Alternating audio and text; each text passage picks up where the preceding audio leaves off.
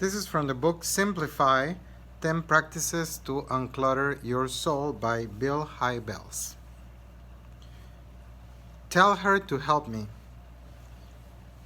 Of all the people Jesus interacted with during his 3-year teaching ministry, the scripture records only one person whom he redirected in the area of simplicity. A good friend of his, a woman named Martha. Jesus had hundreds of followers during his ministry, not just the 12 disciples, but he chose only a handful to be his inner friendship circle. 3 were his disciples, Peter, James, and John. And there were 3 others, Mary, Martha, and Lazarus, siblings who were faithful supporters of Jesus' ministry. They lived in a little suburb of Jerusalem called Bethany, which still exists today. Jesus stayed with them from time to time and deeply valued their hospitality. The incident I am about to describe took place as the demands on Jesus were growing. The more he taught, the more people wanted from him. More healings, more miracles, more of everything he could offer. His days were increasingly packed, so occasionally Jesus called a timeout and retreated to the serenity of the guest quarters in Bethany, where he could wind down for a day or two and refuel in the company of his closest friends. Here is how Luke describes one such visit. As Jesus and his disciples were on their way, he came to a village where a woman named Martha opened her home to him. She had a sister called Mary, who sat at the Lord's feet listening to what he said. But Mary was distracted by all the preparations that had to be made. She came to him and asked, "Lord, don't you care that my sister has left me to do the work by myself? Tell her to help me." "Martha, Martha," the Lord answered, "you are worried and upset about many things, but few things are needed, or indeed only one. Mary has chosen what is better, and it will not be taken away from her." You can see the dynamics of this situation shaping up from a mile away. Mary and Martha have had no time to prepare for his drop-in visit by Jesus and 12 dusted disciples.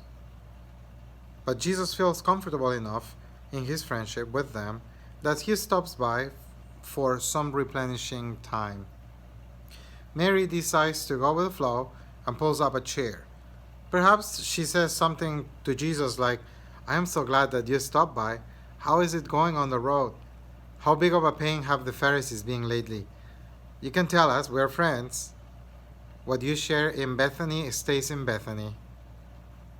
Meanwhile, Martha has busied herself in the kitchen getting a meal going. She is frantically trying to play the role of accommodating hostess, tending to the physical needs of Jesus and his disciples. Appetizers, entrees, and drinks. It begins to grate on her that Mary is simply lounging on the other room with Jesus, catching up on the latest events. After a while, Martha snaps. She loses it. She is clearly ticked. Perhaps she had already attempted some subtle cues to get her sister to give her a hand with the food. First, she may have peeked around the corner and given Mary the stink eye. The look that says, "Get in here and help me, now." Then maybe she started dropping the pans to get Mary's attention. We don't know whether Mary has missed or has chosen to ignore her sister's hints that she needs help. But at a certain point, Martha bursts into the room and interrupts the conversation Mary is having with Jesus. She doesn't address Mary. She addresses Jesus directly with an opening salvo. "Lord, don't you care?" The irony is thick here. Don't you care? She asks the Lord of the universe, the one who left heaven's splendor to put on human flesh and descend into first century Palestine, who has been out on the road, teaching and healing and preaching and serving others until he is absolutely exhausted, and who will soon bleed and die for the redemption of everyone in the world, including Martha. Don't you care? I picture Martha in this scene with a wooden spoon in her hand. She gets right in Jesus' face. You tell her to help me. Order that lazy sister of mine into the kitchen before I do something with this spoon. If I were Jesus, I would have had several ideas running through my mind about what Martha could do with that spoon. But Jesus doesn't escalate the conflict. He doesn't power up on Martha. He doesn't say, "How dare you speak to the Son of God like this?" According to the text, he simply says her name twice. Martha, Martha. In other words, easy does it, Martha. Take a chill pill. Then, with genuine kindness, he makes an observation. You are worried and upset about many things. He can tell that she's overwhelmed, overscheduled, and exhausted. The very words that define our culture. And he invites her to put down her spoon and take a couple of deep breaths. So many things are occupying your mind right now, he says. They are churning you up inside. You are making my visit much more complicated than I wanted it to be. I picture Jesus clarifying the lines, taking advantage of a teachable moment for everyone in the room. Martha, can I simplify things for you? Whenever I stop by, it's not for the food. If I wanted a 5-star dinner, I could arrange for one. I just fed 5,000 people a couple of weeks ago, you know. And I made some awesome Chardonnay at a wedding reception once. I can arrange for food and drink anywhere, anytime. When I stop by to visit, it's for friendship, for connection, to be with you. I come here for the life-giving, life-exchanging engagement, for fellowship, that's all, really.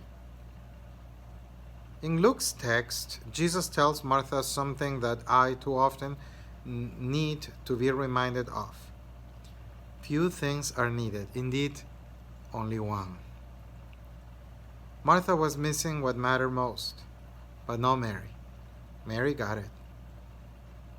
Mary has chosen the better part, Jesus says, and I am not going to take it away from her. I will not send her into the kitchen to do a dozen things that don't really matter in the bigger picture. By affirming Mary's choice, Jesus invites Martha to set down her spoon and to follow her sister's example.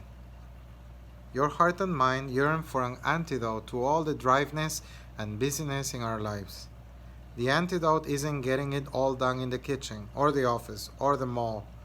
The antidote is leaving that stuff, sometimes even undone, to sit down for an unrushed conversation with Jesus. What a terrific story. In a few short words, Jesus teaches us about his values, his priorities. I also find it fascinating that the Gospel of Luke juxtaposes the Mary and Martha story with the parable of the Good Samaritan that we read last week.